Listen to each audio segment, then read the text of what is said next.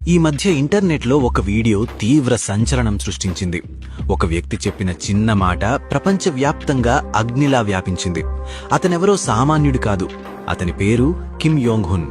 ప్రపంచంలోనే అత్యధిక ఐక్యూ, ఏకంగా 276 ఐక్యూ ఉన్న వ్యక్తిగా రికార్డులు సృష్టించినవాడు.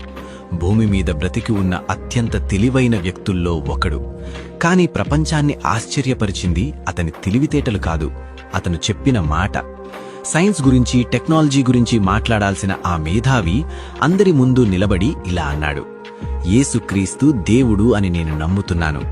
ఆ ఒక్క మాట ఇంటర్నెట్ను కుదిపేసింది. కొందరు ఆశ్చర్యపోయారు, కొందరు ఎగతాళి చేశారు. కాని అతను అక్కడితో ఆగలేదు. మళ్లీ వచ్చి ప్రపంచం కళ్ళు తెరిపించే ఇంకొక భయంకరమైన మాట చెప్పాడు. ఈ లోకానికి ముగింపు సమీపించింది. యేసుక్రీస్తు రాకడ త్వరలో జరగబోతోంది. ఈ లోకం ఇప్పుడున్నట్లుగా ఎప్పటికీ కొనసాగదు. Hello everyone, I am the world's highest IQ record holder, Young Hoon Kim. Today, I want to declare this important message. The end is near, and Jesus Christ is coming soon.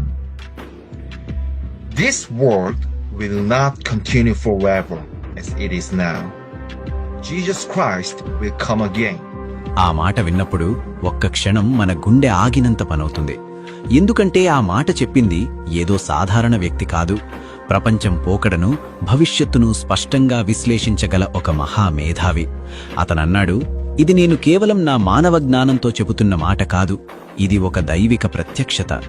మన తరంలోనే యేసయ్య రాబోతున్నాడు.